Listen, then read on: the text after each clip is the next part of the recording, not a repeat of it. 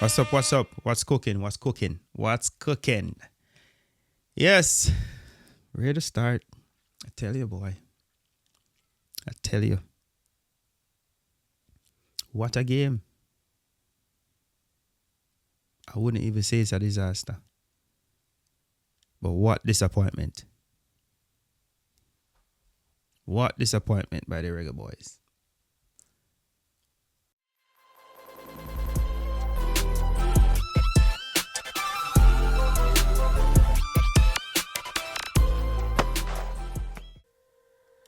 So this is my take. I'm the positive guy.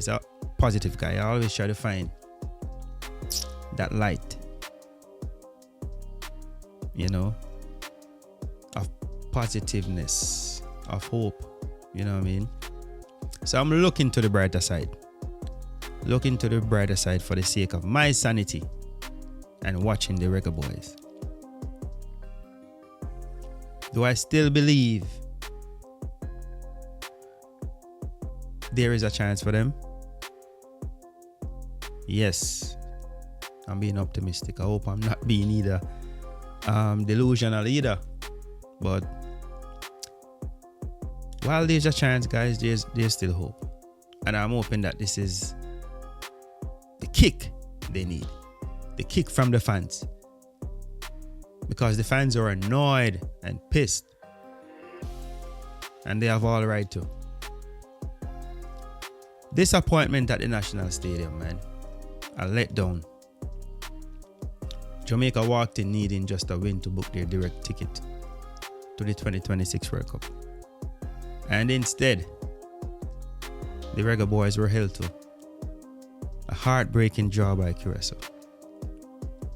Credit where it's due. Congratulations to them.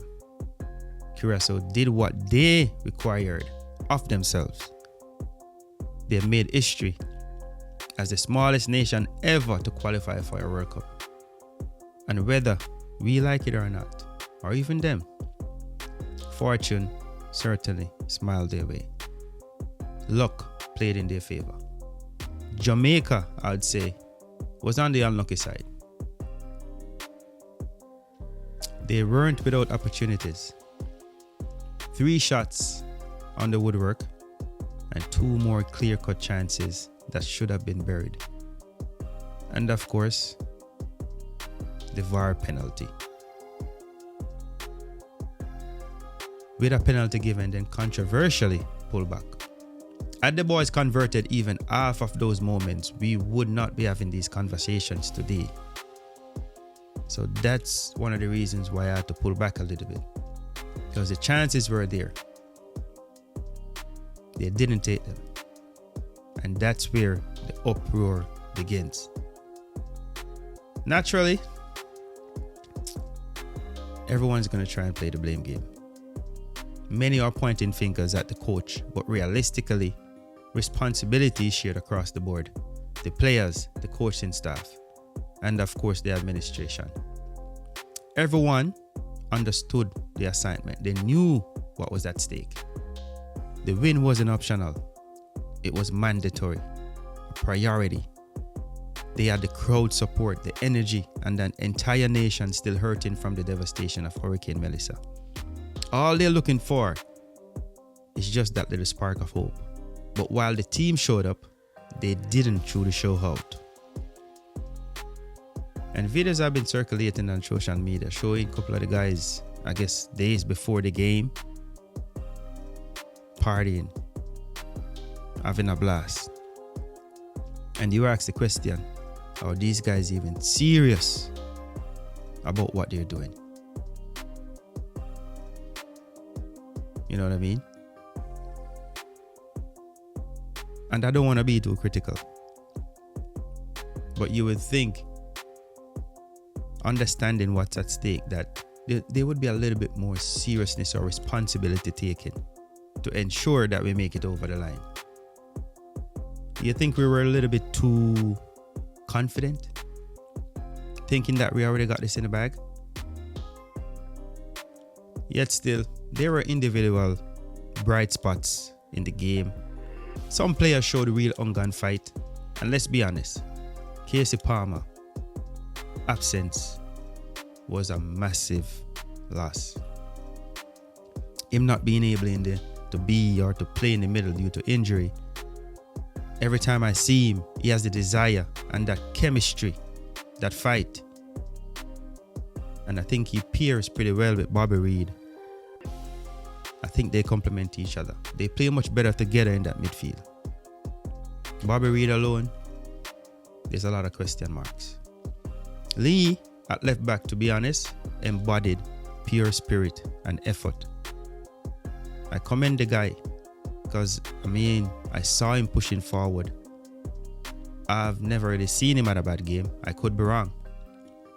But on the flip side of things, I genuinely couldn't understand Richard King's role at times. You would think as a centre back, his primary focus is to, block pathway from the opponent obtaining a goal. But most of the time, he slowed the tempo down and repeatedly ignored open midfielders in favor of either turning the ball back or launching the ball forward.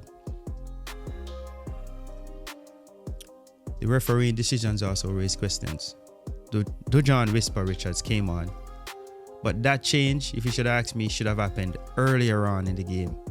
He immediately made an impact, drawing a foul and being involved in that penalty call.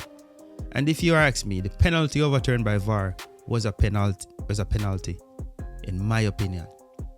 I'm open to correction, but from my view, that was a harsh decision. The second yellow from Russell also, debatable at best.